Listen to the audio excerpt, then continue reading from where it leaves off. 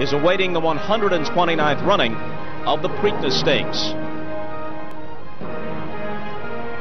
Hi everybody, I'm Bob Costas. Included in today's field of 10 are contenders like Lionheart and Imperialism, who ran second and third in the Kentucky Derby, plus well-regarded newcomers Eddington and Rock Hard 10, who weren't in the Derby field. But in the build-up to this Preakness, they all play supporting roles to racing's current marquee star, Smarty Jones. Philadelphia's favorite is now the People's Choice overall, and what a choice, currently being held at 2-5. Now, racing experts see potential greatness in Smarty Jones, and the public fascination with this horse has been building over the past 2 weeks, ever since he ran his record to a perfect 7 wins in 7 starts at the Derby.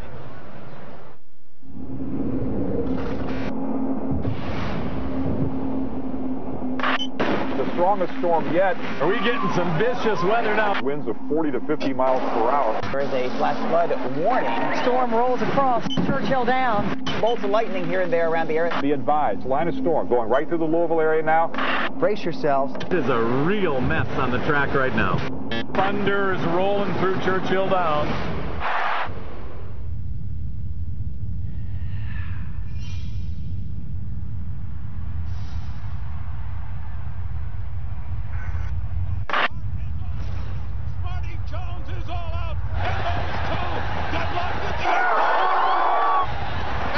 The first undefeated winner of the Kentucky Derby since Seattle Slew in 1977. Smarty Jones has done it. What a moment this must be. And put it in the bank in a big way. A $5 million bonus. I don't believe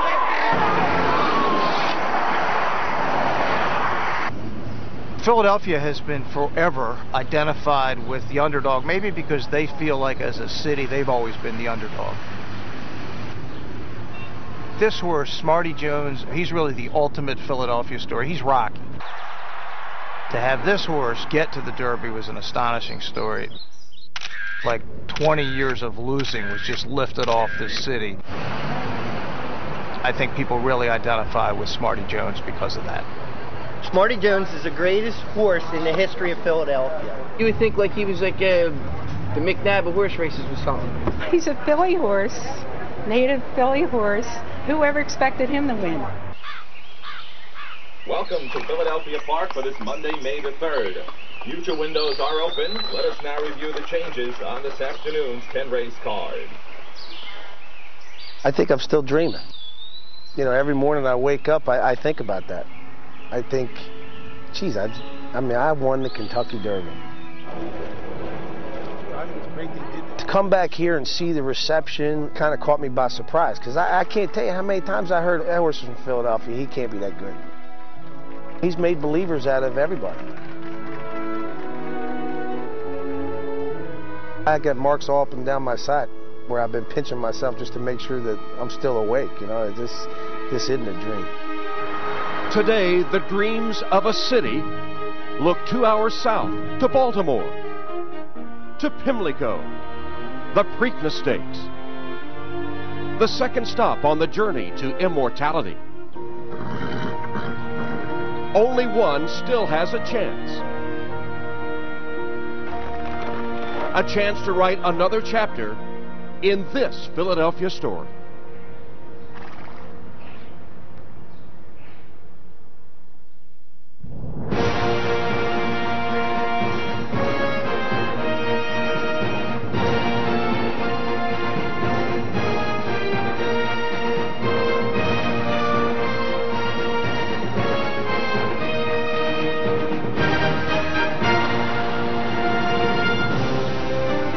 Pimlico Racecourse in Baltimore, where, yes, it's another Smarty party.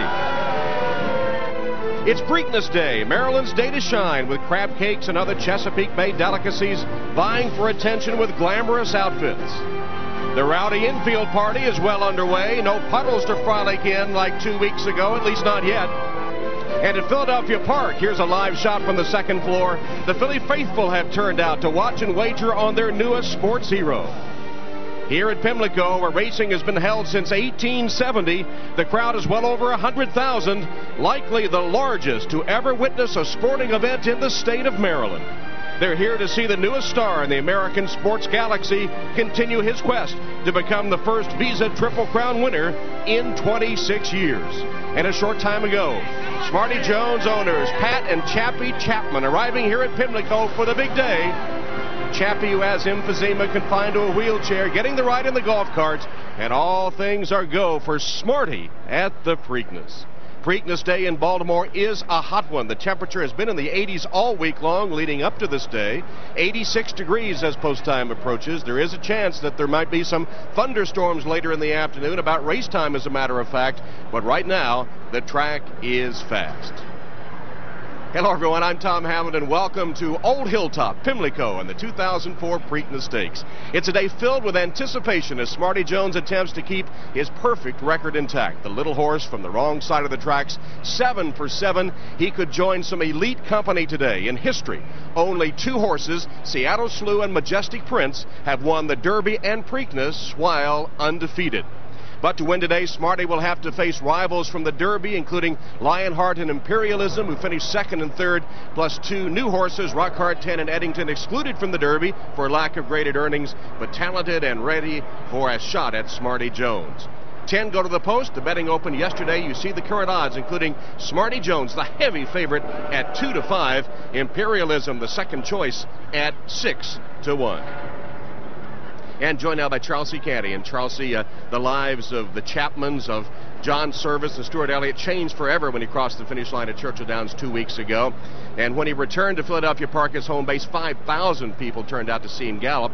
But gallop there is the operative word, because he has not had a breeze, a timed workout, since the Derby. Is that unusual? Well, for most horses, maybe. But for Smarty Jones, believe me, he gets enough out of his morning workouts. His actual breezes are pretty sporadic. Right. He's only had 3 published workouts since he made his seasonal debut in February. But if you watch him gallop in the mornings, believe me, he is so tough. He's got a 160-pound exercise boy, Peter Van Trump, there. You see him, and he's got him straight as a string. Look at him. He really gallops right along what we call a 2-minute lick, which is faster than an open gallop. So that kind of takes the place of his workouts. You can see him there with his neck bowed, ready to go.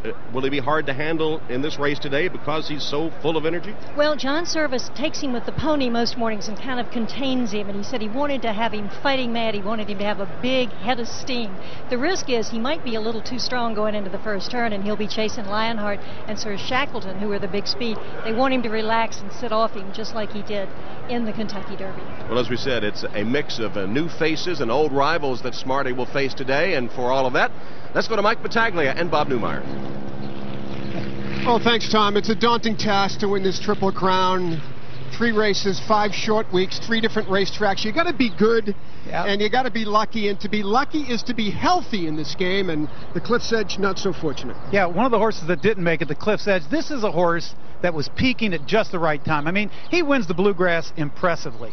He looks to be a major factor in the Triple Crown races, and then a few strides out of the gate in the Kentucky Derby, something happens that not only kills his chances to win the Derby, it also knocks him out of this race this afternoon, the Preakness. If you take a look at the highlighted area there, the Cliff's Edge, his left front, you can see that this is right out of the gate. His shoe is already hanging off the side of his foot. He takes about 4 more strides. See the shoe still hanging there, hitting very erratically. Again, another stride. Now we're going to go forward a couple of frames. This is very hard to see, but watch the shoe. It finally falls off. Look in between the horse's legs in front of him, and you'll see the shoe just shoots off to his left. He's without a left front shoe already. I talked to Nick Zito about this. He said after this happened, the horse started favoring his right front. He wound up losing his right front shoe also. Now, without his 2 front shoes, he had no chance in the slop at Churchill Downs. So he not only lost all chance of winning there, he bruises his right foot. He gets knocked out of the Preakness here this afternoon, so we got the Cliff's Edge here today. Well, if you want to win the Preakness, history tells us you got to run in the Derby. For the last 18 years, only 1 new face has won this race, not running in the Derby. And we have a couple of excellent new faces this year, including Rock Hard 10, who really had buzzard's luck in the Santa Anita Derby. He was 2nd, he was disqualified to 3rd. That 60 grand in purse money cost him a shot in the Kentucky Derby. And Eddington had lousy luck as well. In the Wood Memorial at New York at the Big A, that's him 2nd from the rail, and he's going to duck in here and challenge Master David on the rail. Now, Tablett's going to come zooming in the outside to win the race. Whoever finished second here would have made the Derby by purse earnings. Master David on the inside, Eddington just one from the rail. And in this nose photograph, Master David beat Eddington for place money. That knocked Eddington out of the top 20 as well as Rock Hard 10. They're both excellent horses. They both deserve to be here. And we got 3 more new shooters, too. We got Little Math Man, who's a late runner. We got Water Cannon, the Maryland Hope. This is a horse that's won 5 races in a row. Remember Magic Wisner? He came flying to get second at a big price. And we've got the Derby trial winner, Sir Shackleton, from the barn of Nick Zito. He lost the Cliff's Edge. He's got Sir Shackleton here this afternoon. But history tells us if you're a new shooter, you're up against it in the Preakness. Let's go to Donna. With his natural speed, Lionheart has the ability to affect the complexion of the Preakness more than any other horse in the race. And by trainer Patrick Biancone's own choosing, he's chosen the #1 post position. There's an old racing adage here in Maryland that says, at Pimlico, speed in the rail always has an advantage, but there's a lot of modern day handicappers who say it's just no longer the case, and in fact, some people say it never was.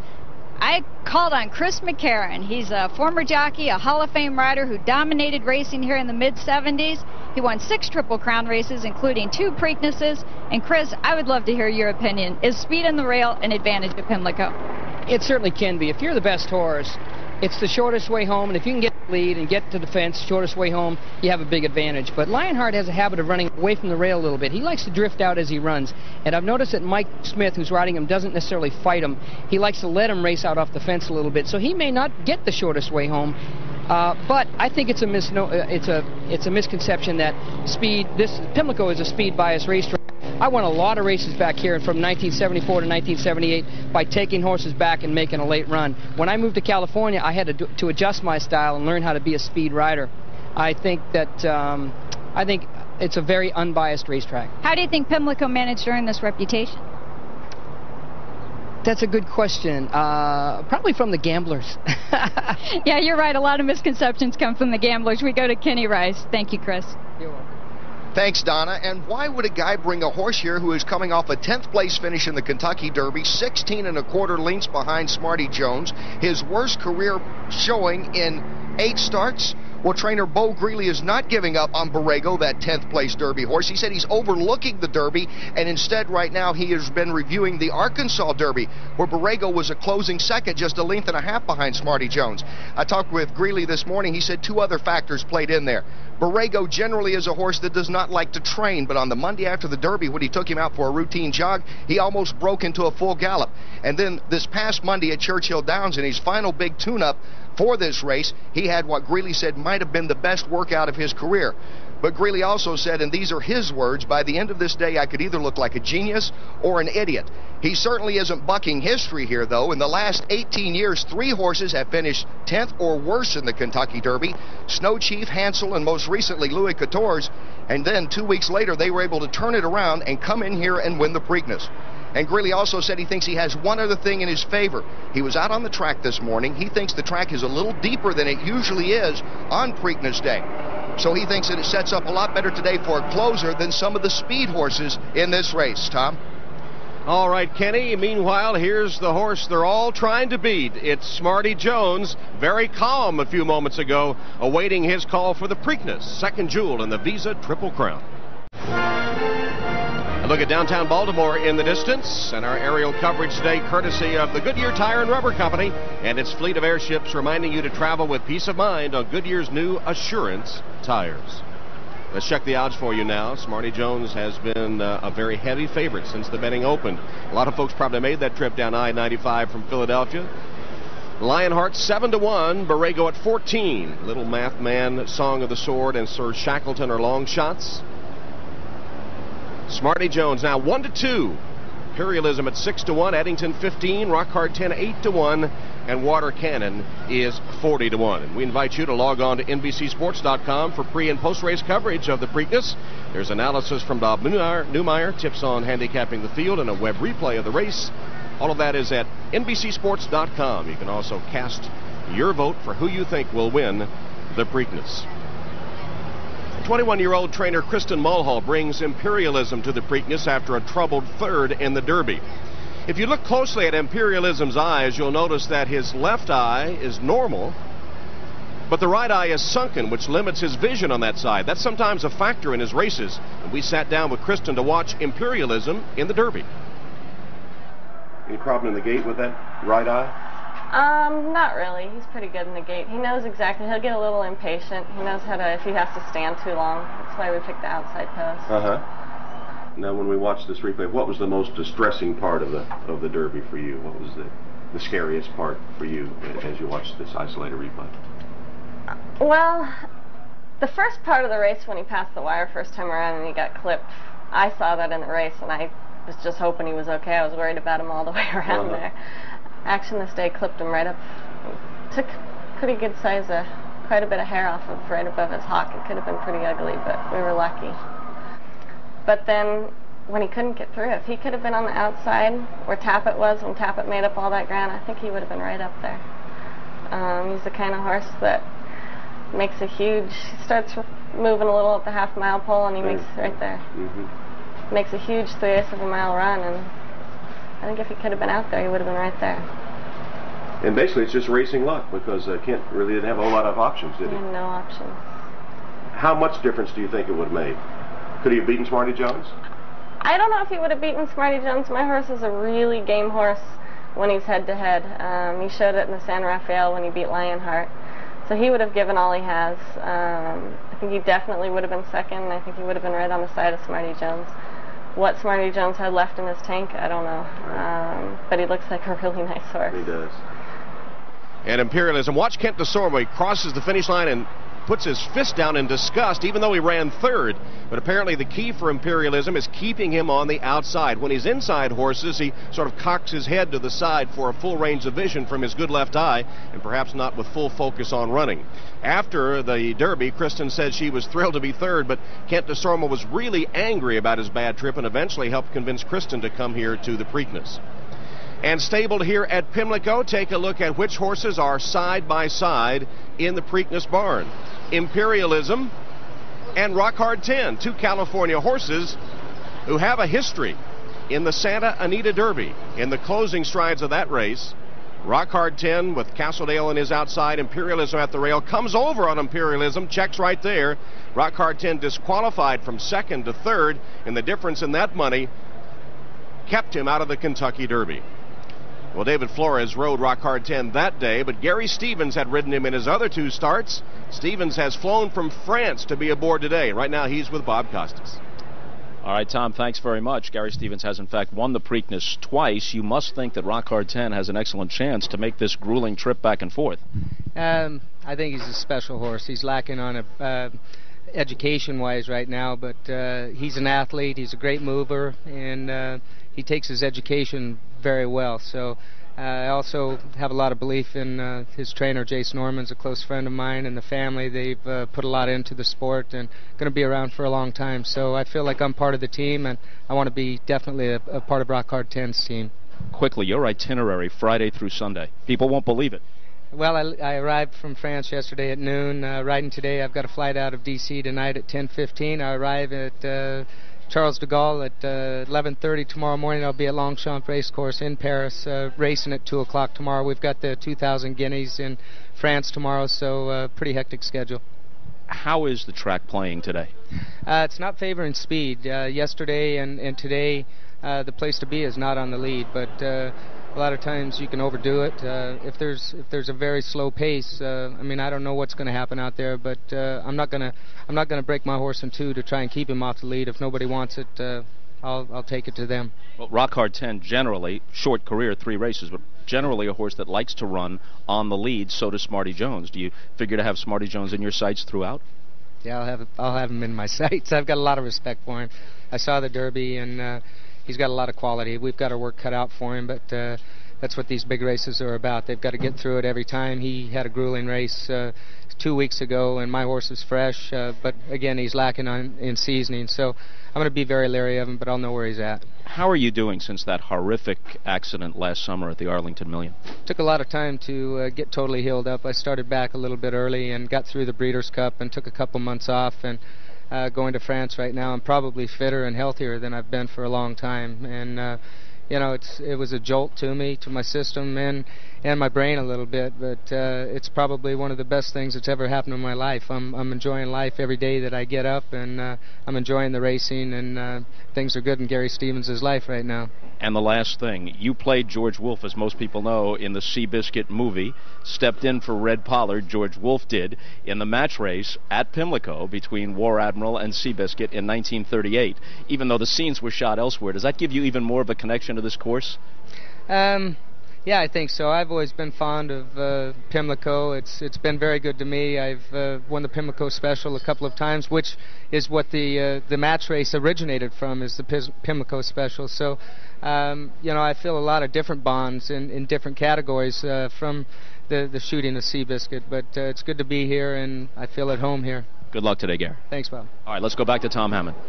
All right, Bob, and there's Rock Hard 10. He's a beautiful horse, huge horse, over 17 hands in measurement, and Rock Hard 10 at 7-1 currently, and it's a measure of how much respect Gary Stevens has for him that he would make that transatlantic trip. Well, the horse has only run 3 times, and it's very hard to know what his running style is going to be off of so few starts. So when Gary was asked what his strategy would be, he said he was going to subscribe to the late, great Bill Shoemaker's theory. Get him out of the gate, and then get out of his way. All right. That's Rock Hard 10, one of the rivals for Smarty Jones today in the 129th running of the Preakness Stakes. Second jewel in the Visa Triple Crown. We're coming your way from Pimlico in Baltimore. Jam-packed Pimlico Racecourse in Baltimore for the 129th Preakness Stakes. A look at the infield. They're packed in there today. We think it's the largest crowd to ever witness a sporting event in Maryland. Meanwhile, up I-95 at Philadelphia Park, Philadelphians are turning out to wager on Smarty Jones. You see the sign in the background there. At the Derby at Philadelphia Park, they bet $2.7 million on the race, and almost $1 million of it was bet on Smarty Jones. And thinking back about the Smarty Jones Derby victory, there may have been some divine intervention. John Service, the trainer of Smarty Jones, has a sister who is a nun, a Dominican order in the outskirts of Philadelphia, and she went to the OTB with 17 envelopes filled with money from the sisters to bet on Smarty Jones at the Derby. When she went back, she took some help so that each bet would have the money stuffed in the envelope by another one of the sisters. But at the convent, they're all watching Smarty Jones today, and I'm sure they've been back to the windows. And just to double up on the good luck stuff, Pat Chapman gave John Service a religious medal at the Kentucky Derby to put under Smarty Jones's saddle towel.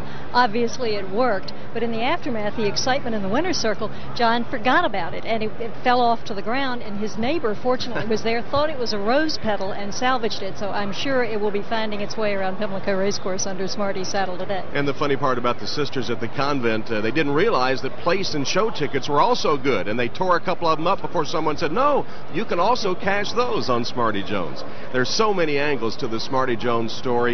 The horse who reared in the gate last year, fracturing his skull, nearly losing his eye, put in the care of a trainer and jockey who'd never competed in a Triple Crown race. The trainer demonstrating his loyalty by sticking with his rider. The name, the underdog status, the Philly connection. It's a feel-good story that ironically began with a tragedy. We were getting out of our car in the garage, and I answered the phone. Our old barn manager from our farm had called to say she had just heard that Bob had been murdered. His name is Wade Matthew Russell, 36 years old, the stepson of Bob Kamak. The well-known Delaware Valley horse trainer and his wife, Mary Ann, were found dead yesterday morning at their Salem County horse farm. We were very close to Bob, and we were devastated. Weren't sure we wanted to go on with racing. We were going to get out of racing right then. I said, I've had enough. I don't want to go through another trainer. Well, I knew about that the day it happened. I mean, you know, Bobby was a good friend of mine, and I respected him very much as a horseman. I tell you, it was a very, very somber place around here for a long time. It really hurt Philadelphia Park. I was fortunate to be the recipient of a tragic situation. A tragic situation, one that makes you reevaluate your direction. A stable that was once flush with dozens of horses had now been pared to just 2. But from tragedy often comes triumph. And one of the horses they decided to keep was the one with which they felt a sentimental connection.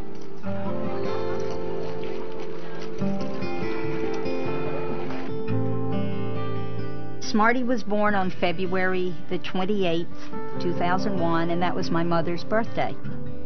And I said to Chappie, I'd really like to name this horse after my mother, and we played around with different names, and we didn't want to name him Mildred, so didn't think that would be fair. So I said, let's call this horse Smarty Jones, and Chappie said, I like that name. And let me say this honestly, we never dreamt that we would get into the Kentucky Derby. We just didn't dream it.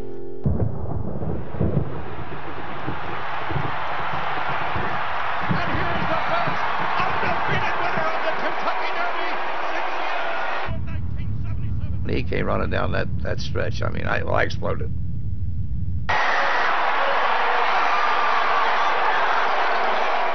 You saw me. Most of my friends thought I had a heart attack. I didn't have a heart attack. I couldn't get my breath, so I had to sit down. Hey, you want to sit down for a minute? Sit down, Chappie. Sit down. Sit down. Just take a breath. Take a breath. It's a feeling nobody can describe to you. Unless you've been in the horse business, everybody dreams of getting to the Kentucky Derby. And then all of a sudden, along came Smarty, so here we are.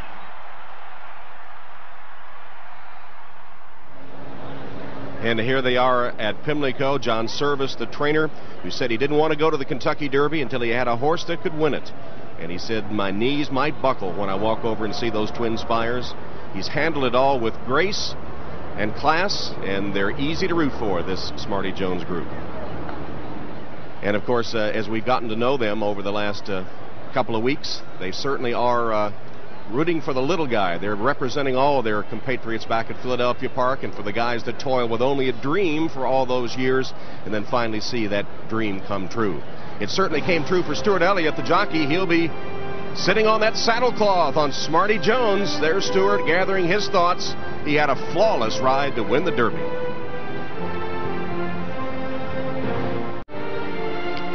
Venerable Pimlico Racecourse, the second oldest racecourse in America behind only Saratoga, scene of the 129th running of the Preakness Stakes today on a hot afternoon in Baltimore. Let's recheck the odds. 7-1 Lionheart, Borrego at 14. Little Math Man, Song of the Sword, and Sir Shackleton again continue his long shots. Smarty Jones still at 1-2. That hasn't changed since the last time we checked. Imperialism 6-1, Eddington 14, Rock Hard 10, 7-1. Starting to get some play now. He's fallen from 10 when we came on the air, and Water Cannon is 35-1. And live shot from the Jocks Room here at Pimlico. Stuart Elliott will have the mount on Smarty Jones. It'll be his first ride in the Preakness Stakes, as it was his first ride in the Kentucky Derby. The best jockeys are amongst the highest paid athletes in the world, but for every millionaire, there are dozens at the other end of the economic spectrum grinding out a tough living at small tracks across the country. To be a jockey requires a lot more than just being small in stature. I was born to be a rider. My father rode. Both my grandparents owned horses, and my uncle, who actually taught me how to ride, was a trainer. When I was about 12 years old, I decided that this is what I wanted to do. When you get on that horse and you go out there to ride a race, you keep dreaming of those big races. This is a dream shared by a journeyman rider at Philadelphia Park and by a two-time Eclipse-winning Hall of Fame jockey. Mike Smith asked her for a run, and in an instant, the response was devastating. I can't honestly describe what it feels like to win a race of the importance of the Preakness or the Kentucky Derby or the Belmont or any Breeders' Cup races. It's a high there's no higher. Churchill Downs, the first Saturday in May. For Stuart Elliott, his first quest for the blanket of roses. But both newcomer and Derby veteran understand the pain and struggles required to be a part of history. It's a dangerous sport. I broke both collarbones a couple of times, actually. This one really bad. It kind of sticks out, back of this whole shoulder blade, this arm like 3 times. My back, my toes, my foot. my shin bone, maybe a finger here and there, thumb. That's about it, not too bad, really. Pain is a way of life for a jockey, but it was this devastating fall at Saratoga that almost forced Mike Smith out of the game he loved. I crushed T12 and L3, and hairline fractured a lot of other my vertebrae, and so I couldn't ride. You stay depressed because he took me away from the action, you know, away from what I love to do. They said I had to be at least twice as strong as it was before. You're not going to be able to do this. It's a tough sport, you know. You're easy to be replaced. You just literally just get off and you put somebody else on. This mindset compels many top riders to push their return to the track. And the weight, always the weight. As I started to get a little bit older, my body was trying to grow. Like, I started having some weight problems. The son of a jockey, Elliott had witnessed firsthand the fight to maintain a competitive weight. I watched my father almost kill himself. I'll never forget that. His eyes were like rolled back. He couldn't talk. He was like a vegetable. With this memory etched in his mind, Stewart left the competitive riding world for over a year and a half. It was hard. I was lost. I didn't really understand how much I enjoyed it until I couldn't do it. So one day I decided to start back and try to get the weight off, and things have worked out. Following separate paths, searching for one dream. 2 weeks ago today, that dream became a reality for one and spelled heartbreak for the other. As Lionheart turns for home, and undefeated Smarty Jones comes wild off the turn. We were so close. You know, you go from thinking you're going to win until somebody passes. You want to talk about let the air out of your balloon. You know, I've been there, I've done it 3 times now, so gotta win one of those one of these days. No matter what happens, in the history books, it's a great feat. It's something that they can never take away from you.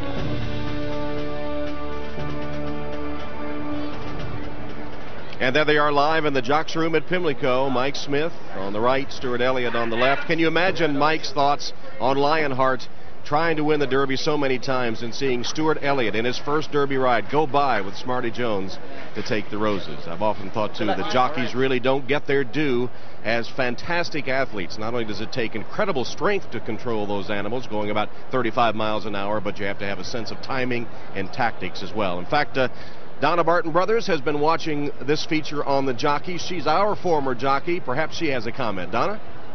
Well, Tom, I do have a comment. The passion for the sport always overrides the pain in the jockey colony. I only rode for 11.5 years, and in that short time I had 6 concussions, broke my nose 5 times, had it operated on twice, broke my collarbone, broke a couple of ribs, cracked a few vertebrae, and I have a very short list of injuries compared to most jockeys in the Jocks Room. But you know what? This race here today, the Preakness Stakes, it's what it's all about, and this is what makes jockeys keep coming over the pain or overcoming the pain and coming back to try to win races like the Preakness and the Derby. Ouch, Donna. You look pretty good to have been through all that. Here's a live shot. Smarty Jones, they're beginning to walk over. There's John Service. Smarty Jones, number 7. He's won 7 in a row. He's beginning to walk over to be saddled for the Preakness Stakes, the 129th edition from Pimlico. The aerial view of Pimlico. Most of the horses for the Preakness are saddled in one big stakes barn, and the call has gone out to come over for the Preakness. So the walkover has begun, and while we have the walkover, we'll give you an update of the odds at the bottom of your screen in our odds crawl. And there's a look at number 7, Smarty Jones, winner of the Derby and the heavy favorite in the Preakness. Smarty Jones making the walkover. And look at his ears. He's all attention here. And Bob Newmeyer has been with Smarty Jones and John Service. Bob? Well, thanks, Tom, and I'm with trainer John Service as we walk behind the big favorite for the Preakness. John, first of all, how has this whirlwind changed your life? Well, it's a little tough getting up the horse path right now, I can tell you that. It's been great. Listen, I didn't realize how much support that I had from myself and my horse, and it's been a great feeling. I mean, I'm loving it. I believe since early 80s that every winner of this race has had at least one workout between the Derby and the Preakness. You chose not to. Should people who back your horse be a little concerned about that?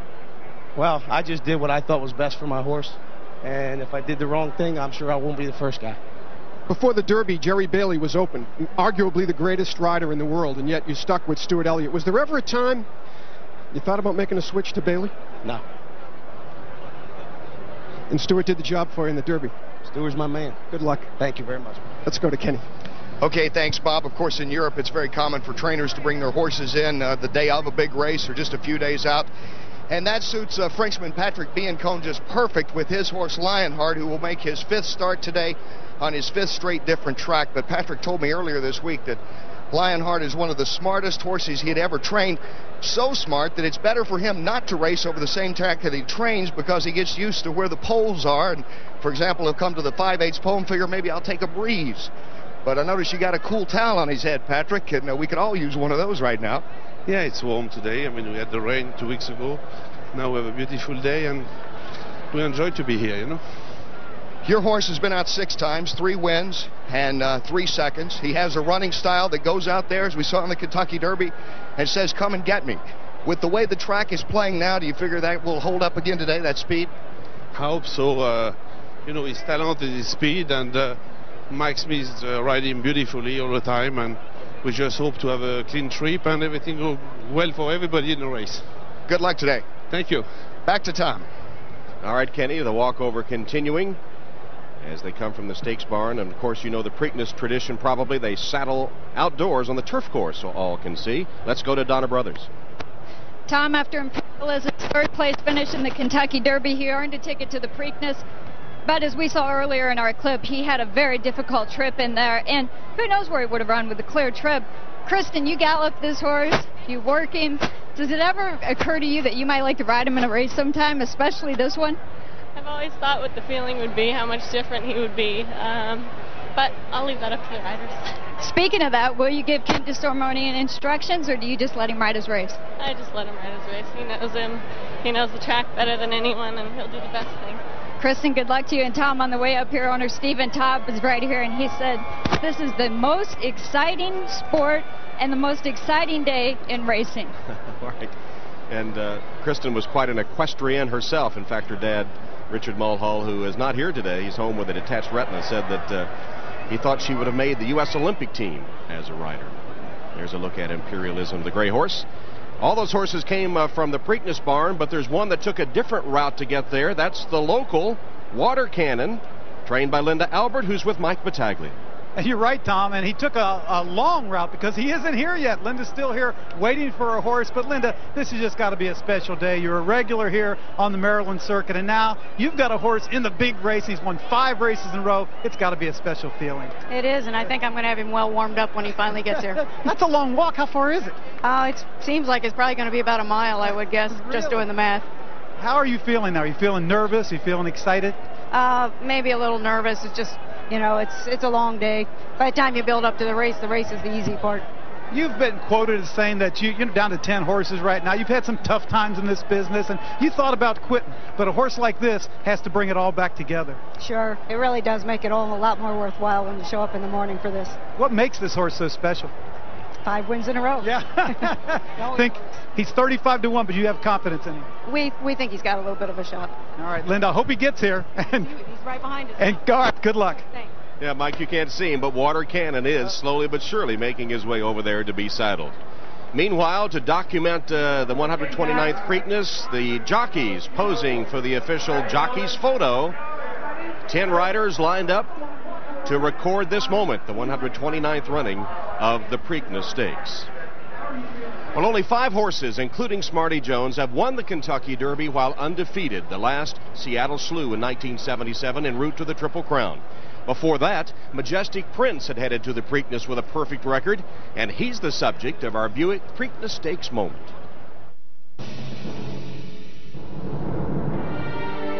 In 1943, Johnny Longden guided Count Fleet to a wire-to-wire 8-length victory in the Preakness on his way to the Triple Crown. 26 years later, in 1969, Longden was the trainer of Majestic Prince, who came to the Preakness with an unblemished record after his win in the Derby. With Bill Hartack up, Majestic Prince held off Arts and Letters by a head, but Arts and Letters turned the tables at the Belmont, denying Majestic Prince the Triple Crown.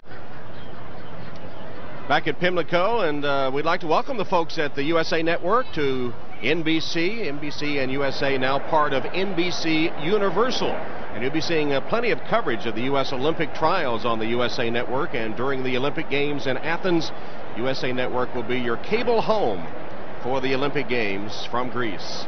John Service putting the saddle on Smarty Jones, who continues to rule as the favorite. He's 3-5 at the moment. Smarty Jones at 3-5. And a reminder that Stuart Elliott had such a magical trip at the Derby. As you look at Lionheart inside the paddock, not being saddled out on the turf course in front of the stands, but underneath the stands in the paddock, the normal paddock that's in use day in, day out here at Pimlico. Second in the Derby. A courageous second in the Derby, we might add. There are the other horses. They're out on the turf course in front of the stands where all can see. This unnerves them sometimes. Kenny Rice. Tom, Patrick Biancone told me that the reason he brought Lionheart in here is Lionheart is a pro. He has traveled and traveled well in his career, but he just basically wanted to keep him out of the heat. That's why he had the wet cloth on his head when he was coming over, and I think maybe Patrick himself would like to stand out of the heat a little bit in here, even though it is quite a bit muggy. But Lionheart's very professional being saddled up here, the only horse in the inside paddock here, Tom. All right, Kenny, and starting to walk around the walking ring there, and back in the jockey's room, getting ready to make their way over to the turf course for final instructions. Stuart Elliott, we said that really the only bad moment of his Derby experience, his first ever Derby experience, fined $1,000 by the Kentucky Racing Authority because on his jockey application before the Derby, he failed to indicate they had entered a guilty plea to a charge of aggravated assault a few years earlier. That was the only bad moment in a magical week in Kentucky for Stuart Elliott.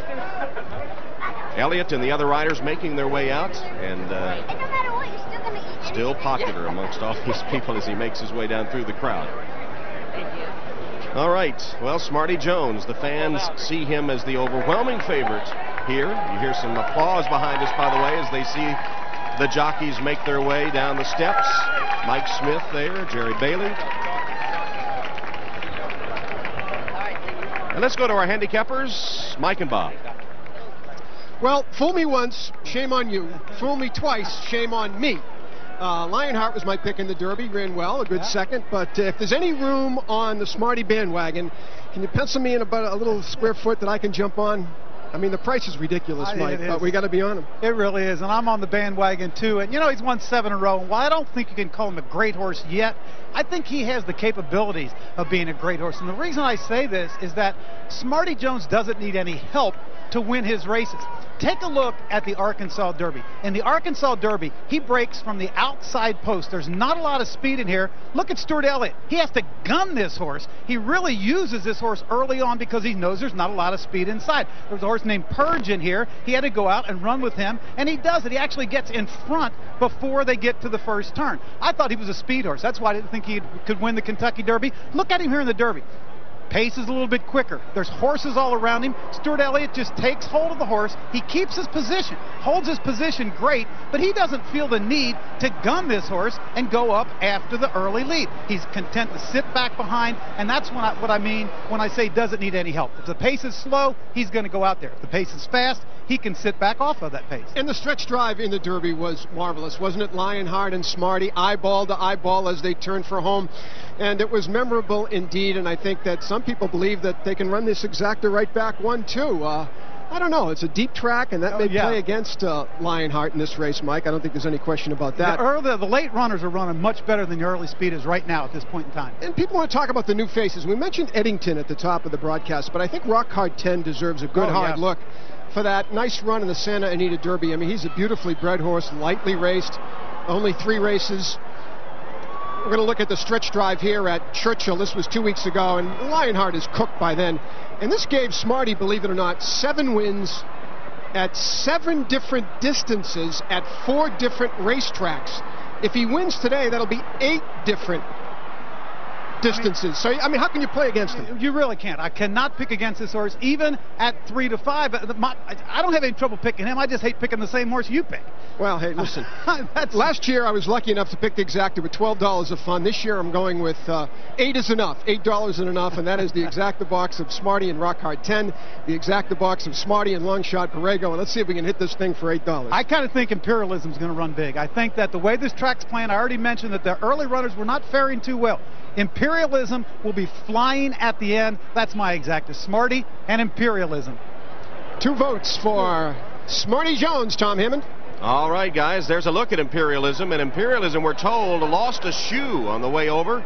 And they have a blacksmith standing by, and he will have to be reshod. They'll delay things until we get Imperialism all squared away. Hope he wasn't stable next to the cliff's edge. That's sort of a losing shoes thing is contagious. Well, if Smarty Jones had any idea what he had to carry, both Mike and Bob today, he couldn't do it. But I have to add to the problems because I don't see anybody else I could pick either. I have to pick Smarty Jones as well. I underestimated him before the Derby. He convinced me with his run there. What about you?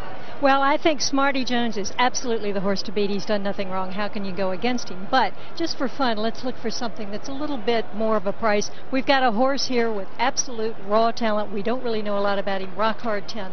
To win this race off of only 3 prior starts, he'd have to be a super horse. But there are a lot of people who think he might be. He broke his maiden the same day that Imperialism won the San Vicente, going the same distance, and he did it in exactly the same time. Now, are you picking Rock Hard 10 or Smarty Jones? Well, I'm picking it. Neumeier got he got an exacta ticket. Can I have a ticket to go both ways on but these who on top? horses? Who's on top? We'll put Smarty on top, and we'll put Rock Hard 10 on bottom. It was a struggle. Maybe I can get a straight answer from Bob. Well, Tom, you have tapped into a very shallow well of expertise when you turn to me for a pick. Smarty Jones, though, is too easy. I've been talking to some of the wise guys. They tell me this is a good day for a closer. Therefore, I'm picking Imperialism or Mariano Rivera, one or the other. And if you don't like it, take it up with this guy over here. Tom? All right, Kenny Rice.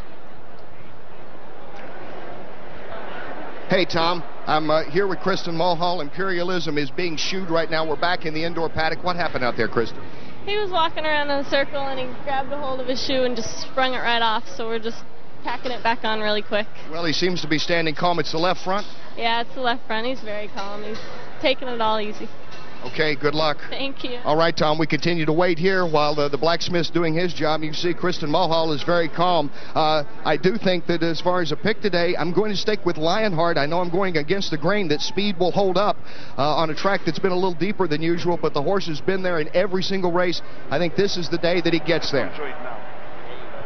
All right, so a pick for Lionheart, a contrarian in our midst. Log on to NBCSports.com to make your selection. Patrick Biancone, he'll be saddling Lionheart today. Right now, things held up a moment while they re-put the shoe on Imperialism.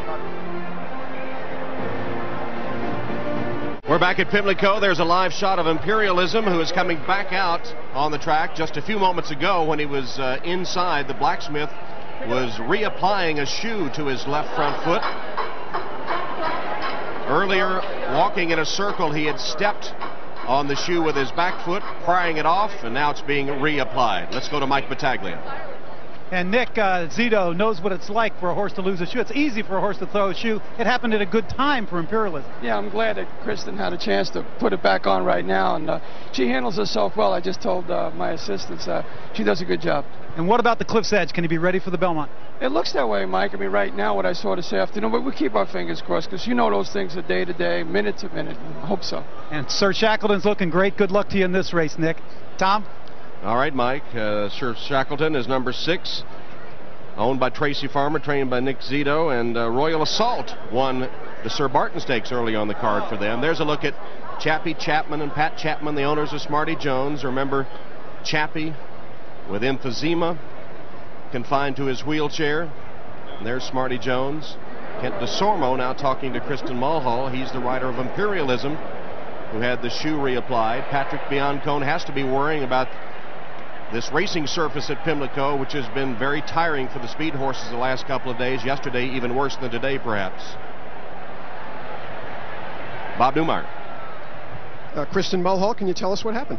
He was just walking around out here and he stepped on a shoe and yanked it off, so we just had to tack a new one on. Good as new? As good as new. All right, good luck, Kent. That's a cheap way to get free shoes, huh? Sormo and Kristen Mulhall nervously awaiting Imperialism. Riders up shortly. All right, paddock judge Shane Burke giving the call of riders up here for the 129th Preakness. And as the riders mount, we'll have the call to the post by the bugler, and then the singing of Maryland, My Maryland.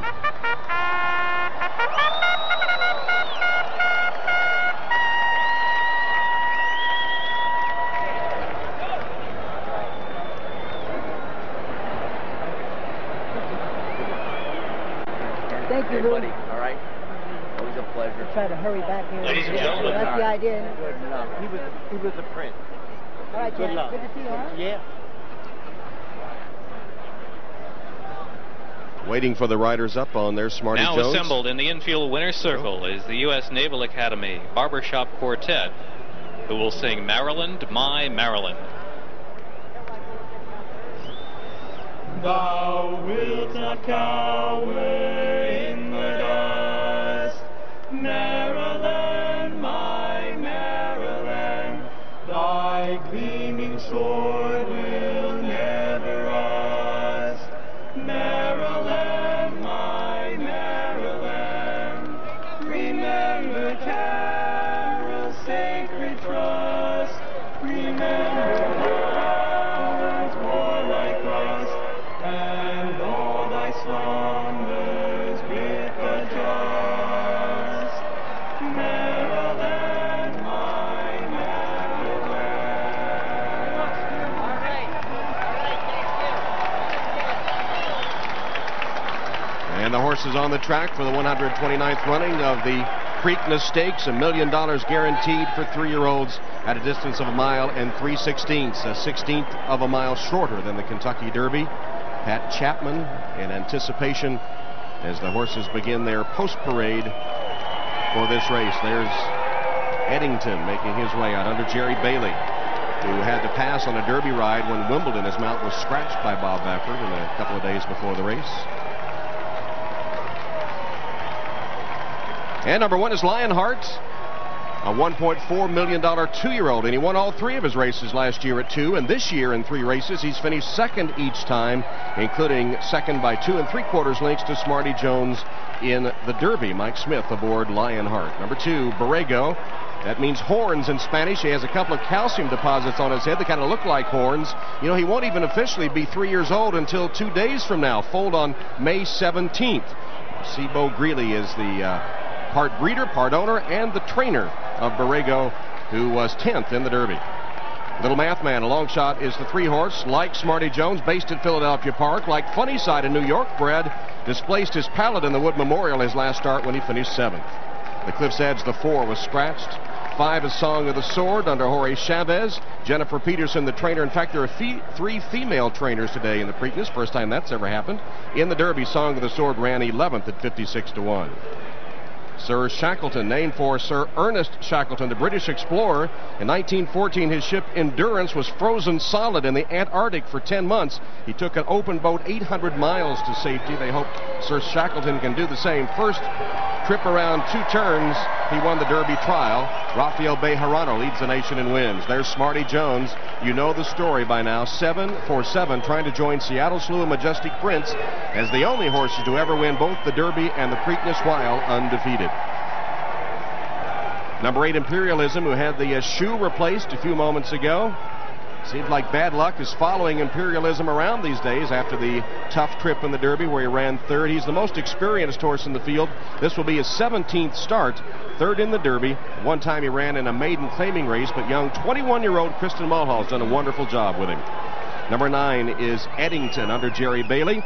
Eddington in the Wood Memorial ran 3rd, as we showed you earlier. Mark Hennig is the trainer of Eddington. Number 10 is Rock Hard 10. Madeline Paulson, one of the owners, said he was so beautiful. If a man can be a 10, he's a Rock Hard 10. He is beautiful, huge horse. He's only had 3 starts, and he's had 6 weeks since his last one, the Santa Anita Derby, when he ran under the wire 2nd but was disqualified for 3rd. He's won 2 of his lifetime 3 races. And number 11 is the home team, Water Cannon. Since trainer Linda Albert put the blinkers on him, he's been unbeaten. His first 6 starts, he didn't win a race. His last 5 with the blinkers, he's won them all, including the Tessio Stakes over this Pimlico track, the only horse that has a winning ride over this racetrack.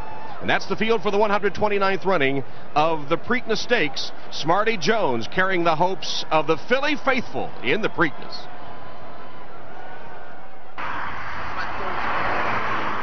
Philly's a tough town. Did you get any sausage? Philly loves an underdog.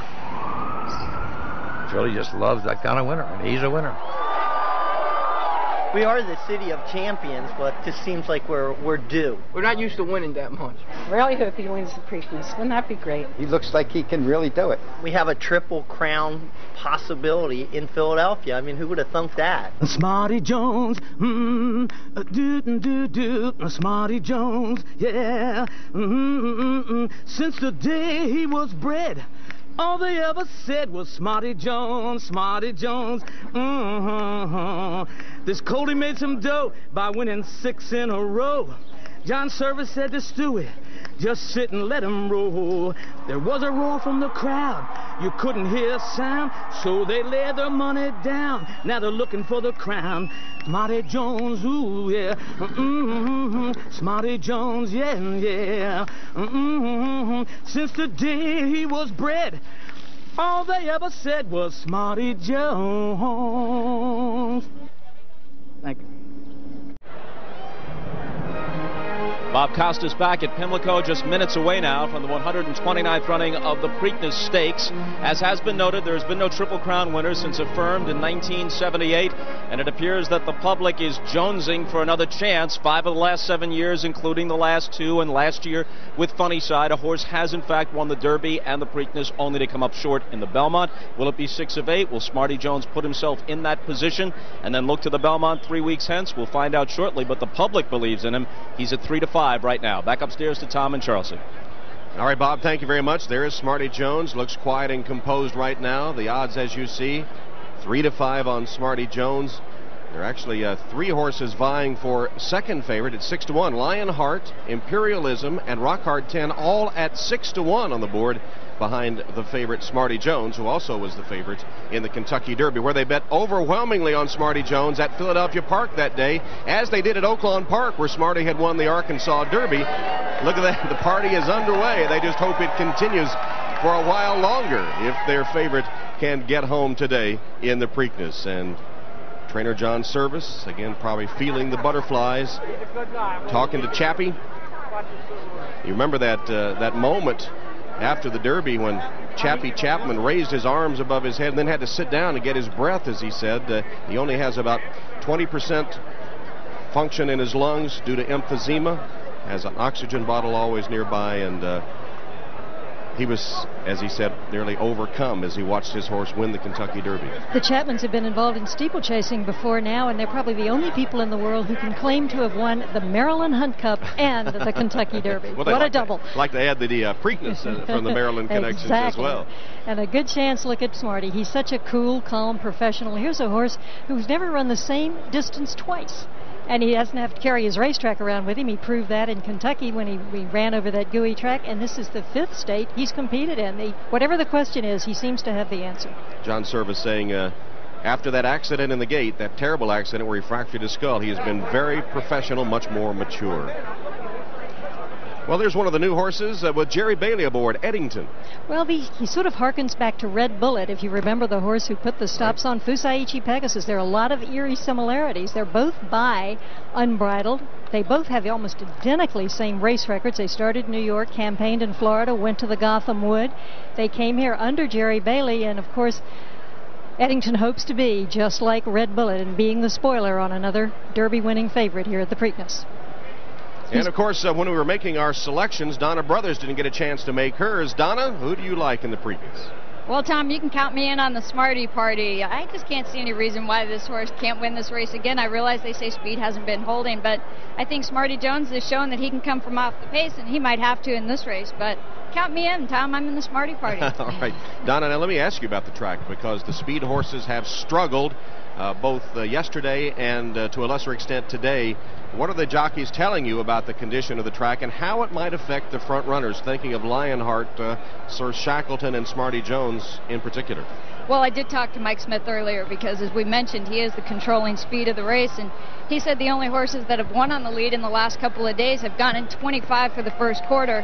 Lionheart's never gone in 25 for the first quarter, but he's a runner, and a lot of times runners overcome track biases, but certainly it has favored the horses that come from just off the pace because speed doesn't seem to be holding if it goes very fast, Tom. Well, there's Lionheart in the number 1 post. And only one horse from the number 1 post has won the Preakness in the last 43 years. Patrick Biancombe said an interesting thing after the Kentucky Derby. He saw the race today. The Preakness is a rematch between Smarty Jones and Lionheart. He said the winner would be the horse who came out of the Kentucky Derby the best. Lionheart has certainly looked well here, but John Service feels that Smarty Jones is pretty much at his best. He said he might be a notch below where he was before the Kentucky Derby. He feels that Smarty is vulnerable today. He said all top three finishers in the Kentucky Derby could be a little vulnerable today after that effort. There's Smarty, and of course we saw Imperialism lose a shoe earlier. And Kristen Mulhall stood by while the blacksmith reapplied the shoe.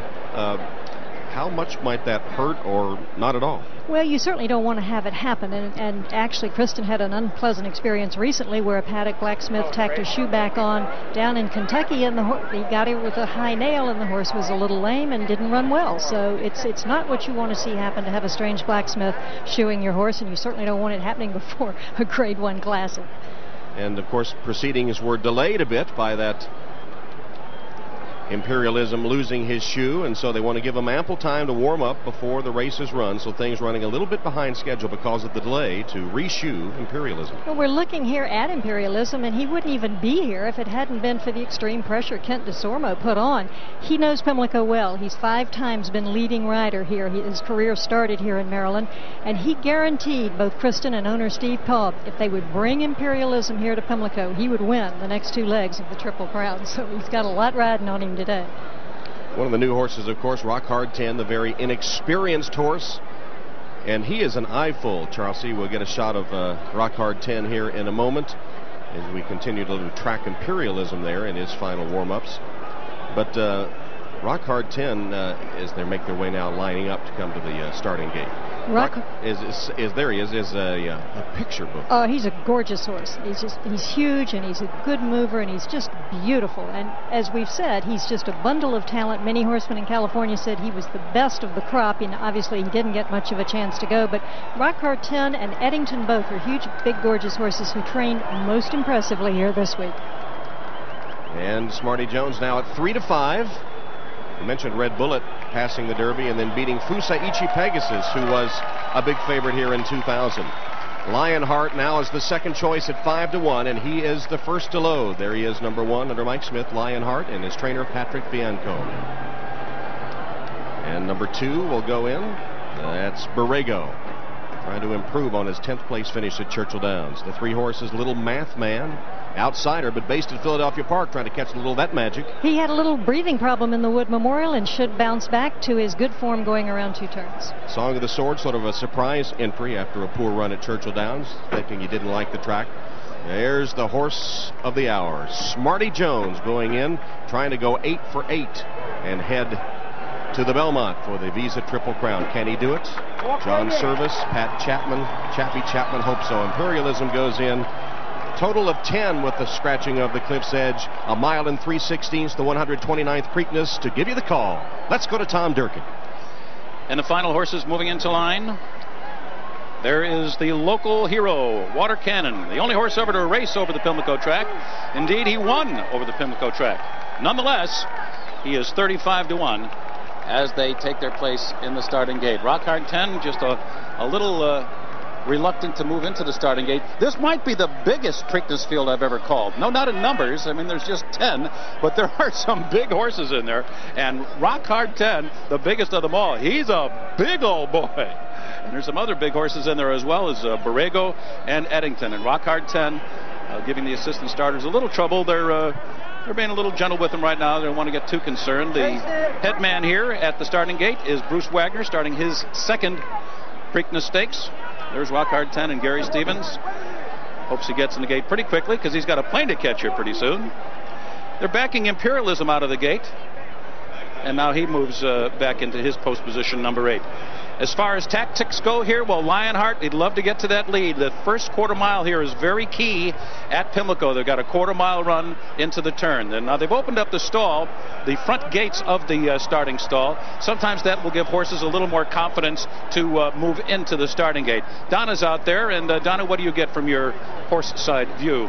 Well, as you mentioned, Tom, Rock Hard 10 has been a little reluctant to load. They do have a shank over his nose, and they try to open the front doors, as you mentioned, but he still was reluctant to load. They do what they call a lock and load, where the starters will join hands behind a horse's rear end and try to push him into the gate. But Rock Hard 10 has kicked every single time they've tried to do that. Now Gary Stevens is dismounted, and I think they're going to try to load Rock Hard 10 without the rider on and maybe have a little bit more luck.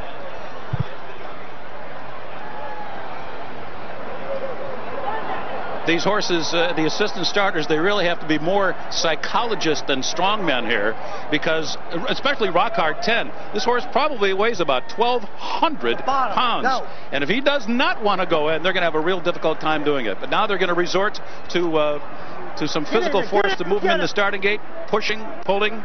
About 5 guys taking to do it. The other horses are standing in remarkably good order, and with a little oomph from assistant starters, they are in the gate. Now a water cannon will have to move into line, and we'll be ready for the start. Finally, the 129th Preakness Stakes. They are in the gate.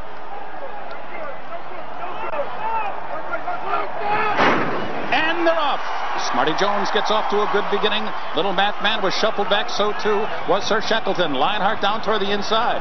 Smarty Jones comes away with the narrow lead, but there goes Lionheart with his typical early tack, and Mike Smith is angling him out as they head for the clubhouse turn, forcing Smarty Jones a little out into the track. Uncharacteristic speed from Imperialism, who's right up on the pace today. He's running third as they move into the clubhouse turn, but he's very wide. Smith really taking them out there into the track. Song of the Sword saves gone all the way. He's running along in fourth. Sir Shackleton shuffled back early is fifth. Eddington sixth in and among horses. Rock Hard 10 is under a hard hold early. 4 wide round the clubhouse turn. And down toward the inside it is Borrego. Water Cannon at the back of the pack today, and Little Mathman. 23 and 3 for the opening quarter, and Lionheart is loose on the lead down the backstretch run. 47 and 1 over the deep track at Pimlico today for the opening half mile. So it is Lionheart in front, and the Derby winner Smarty Jones runs along in second. Jorge Chavez moving early with Song of the Sword with 5 furlongs to go. They're running along in third. Imperialism is in the clear, and the far outside he's fourth. Sir Shackleton is fifth. Jerry Bailey wants more from Eddington. He's not getting it yet.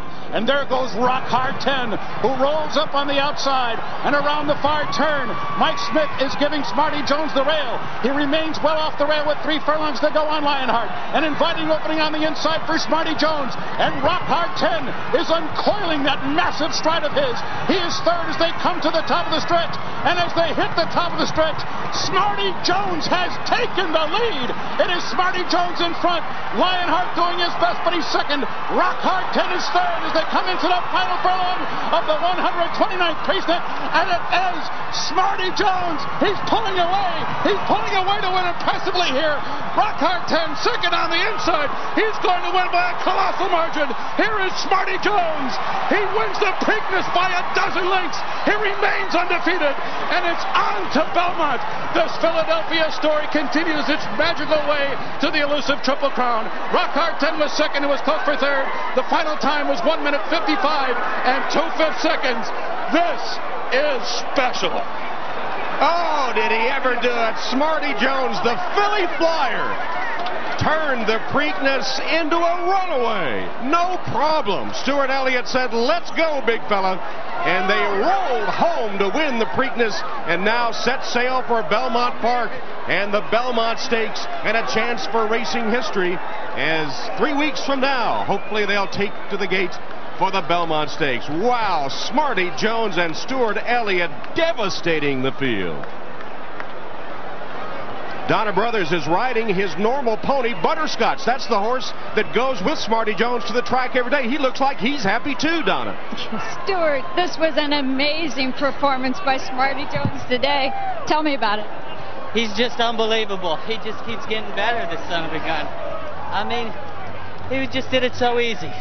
So tell me about that. Well, it looks like as he's gotten older, he rates better. He does everything you ask him to do better. Is he getting better or more mature or both? I think a little bit of everything. He's just figuring everything out. He's learned to settle, and he's just really getting it together. Stuart, all day long, Speed has been having trouble on this track. You laid second in the race. Did you ride your race to accommodate the track or the horse? Well, you know, I was a little bit concerned about the track, but my horse has his way of running, and I didn't want to drag him back. I just rode him with confidence, and he did the running. He just galloped. speaking of confidence, in the Derby you went around Lionheart. Today you decided to jump to the inside of him. What prompted that decision?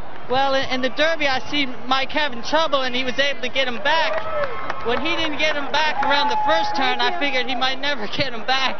So I cut to the inside. There was plenty of room. So I figured I'd save some ground just in case anybody was coming on.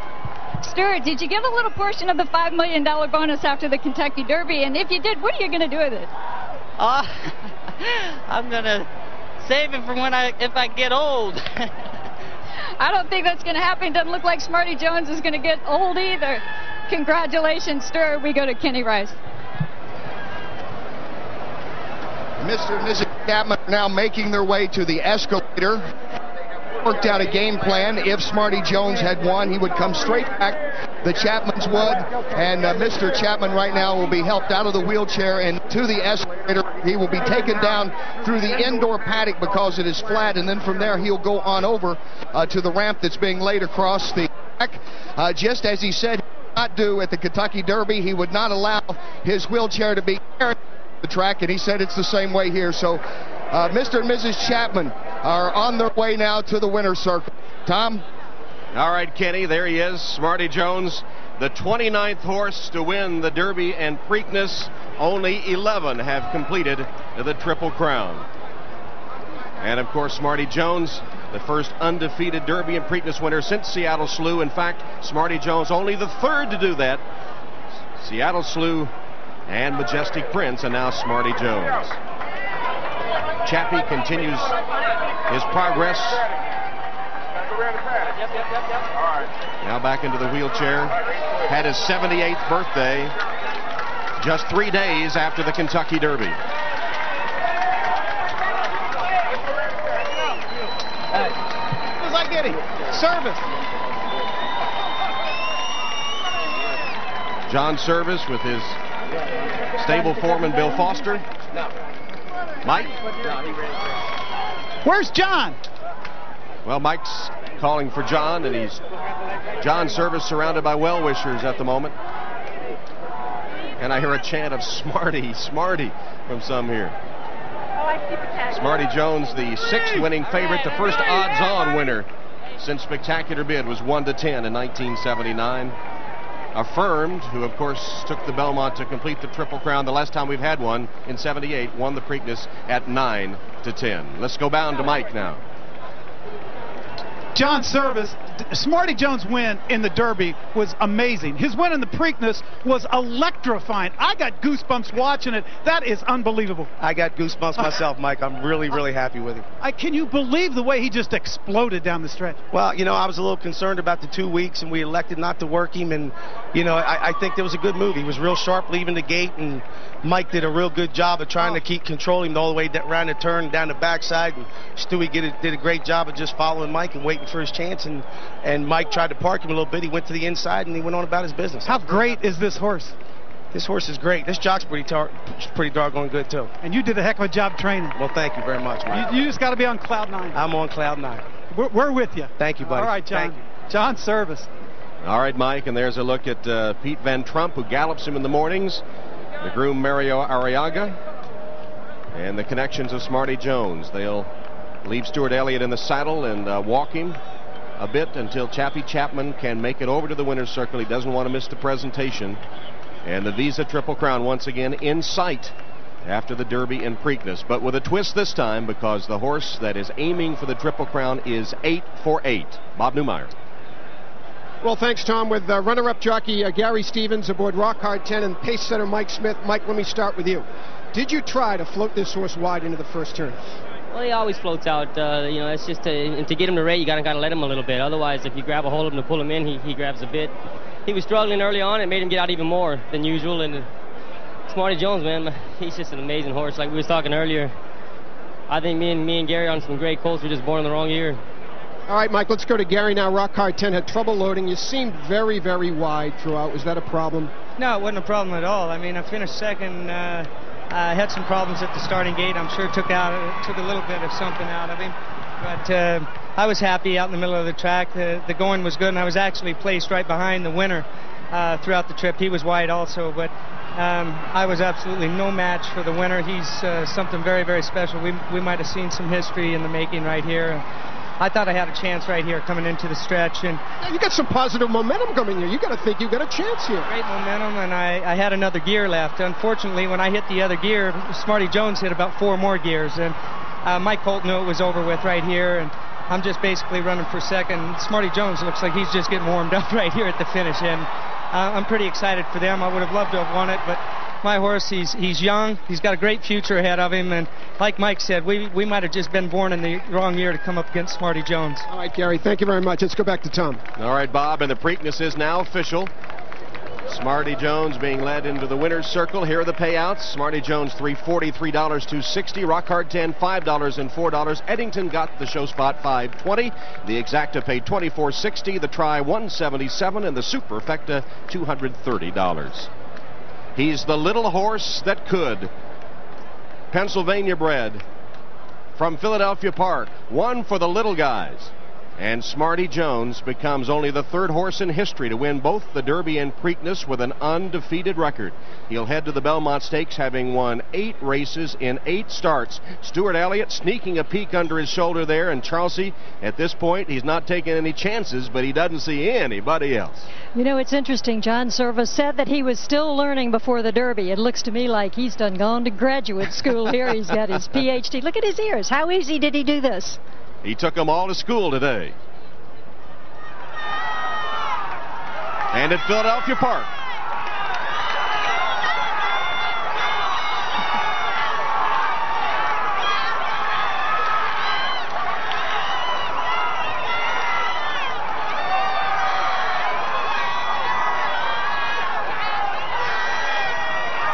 Well, you know how tough those Philly fans can be, but they love this horse, and look at the man who's done such a remarkable job. John Service, his wife Sherry, the Chapmans. What a story. Remarkable.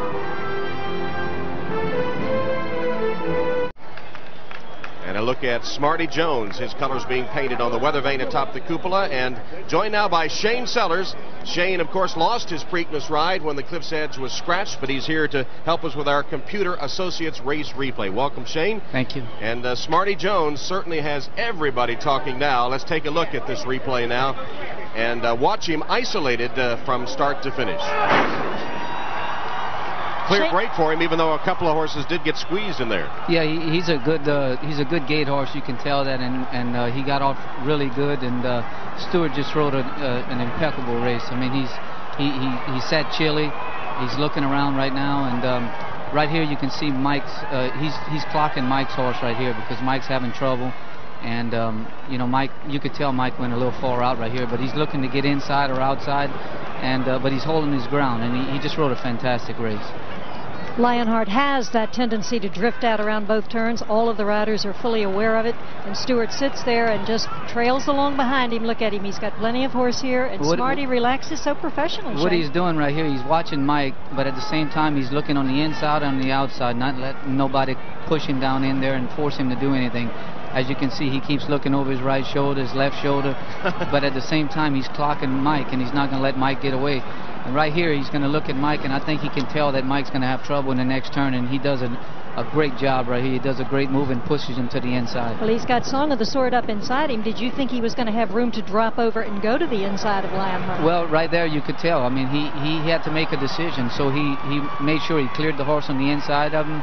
Right here you can tell that he knows he got Lionheart at bay. This is what's so impressive about Smarty Jones. He can give you that burst of tactical speed whenever you need it. He can. This is a great horse. I mean, we might be looking at the next Triple Crown winner. It doesn't look like a... And you can see Stewart right here. This has got to be a great feeling for him. You know, oh, man, I'm so happy for him. He's a great guy.